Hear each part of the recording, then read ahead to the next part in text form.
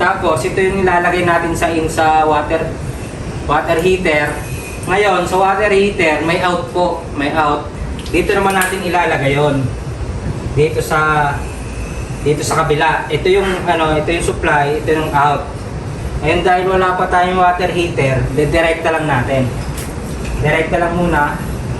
Ito. Ngayon, nung nakaraan, tinesting natin, wala siyang hot. Yung supply ng hot, wala pa. Ngayon, testing po natin. Yung hot po, laging nasa kaliwa yan. Kaya yung supply din po, nasa kaliwa. Lagay natin sa hot, kaliwa. Tapos angat natin. Ayan. Meron na. Ayan o. Meron na po siya. Baba natin. Ngayon, testing natin dito. Kasi yung supply po ng hot, isang supply pag multiple